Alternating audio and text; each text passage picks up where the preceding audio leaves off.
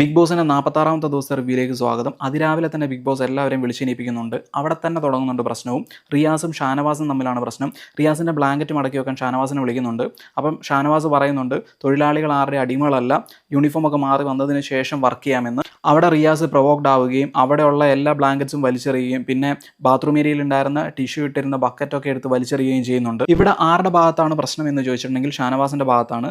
BB hotel എന്ന task 24 hours ആണ്. അപ്പോൾ എപ്പോൾ വിളിച്ചാലും ഗസ്റ്റിൻ്റെ അടുത്തേക്ക് വർക്കേഴ്സ് പോകേണ്ടതാണ്.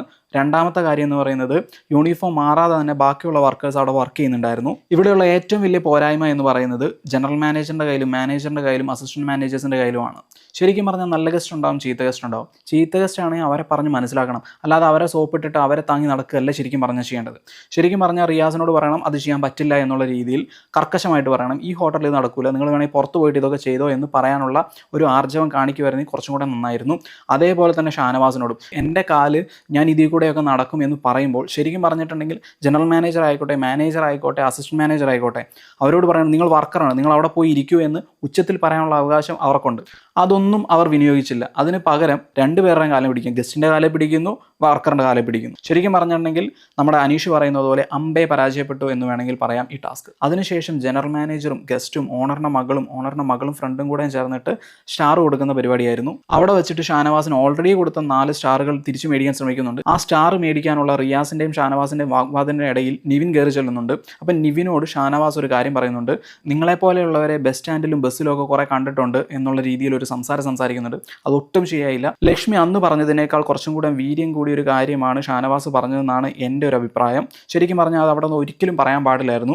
ഇനി എന്താണ് വീക്കെൻഡ് എപ്പിസോഡിൽ ലാലേട്ടൻ ഇതിനെക്കുറിച്ച് പറയാൻ പോകുന്നത് എന്ന് കണ്ടറിയാം. അവിടെ എല്ലാ ടീംമേറ്റ്സും നിവിൻ്റെ കൂടെ നിൽക്കുന്നുണ്ട്. അതിനുശേഷം റിയാസ് അനുമോളെ പൊടിച്ചെടുക്കുന്ന പരിപാടിയായിരുന്നു. ഏറ്റവും കൂടുതൽ സ്റ്റാർ ഉള്ള 2 പേർ ജിസയിലും ഷാനവാസുമായിരുന്നു. അവരിൽ ആർക്കെങ്കിലും ഒന്നല്ലെങ്കിൽ പണിപ്പുരയിൽ പോയിട്ട് ലക്ഷറി ടാസ്കിൽ പങ്കെടുക്കാം, അല്ലാതെ ക്യാപ്റ്റൻസി ടാസ്കിലേക്കും പങ്കെടുക്കാം.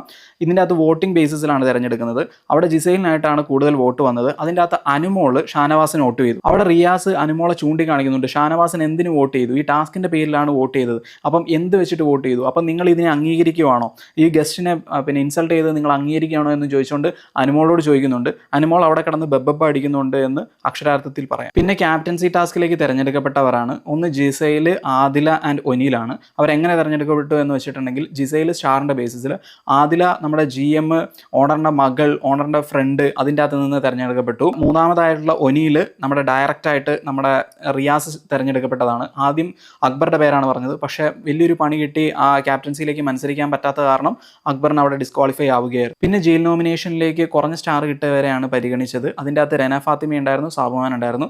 റെന ഫാത്തിമയ്ക്കാണ് കൂടുതൽ വോട്ട് കിട്ടിയത്. അങ്ങനെ ഡയറക്റ്റ് ജയിലിലേക്ക് പോകാൻ ഒരാൾ സെലക്ട് ആയി. അടുത്ത ആളെ നാളെ മിക്കവാറും അറിയാൻ പറ്റുമായിരിക്കും. ലൈവിൽ ഇന്ന് ശരിക്കും പറഞ്ഞ ശോകമായിരുന്നു. എല്ലാവരും കിടന്നുറങ്ങുന്നതായിട്ടാണ് കാണാനിടയായത്.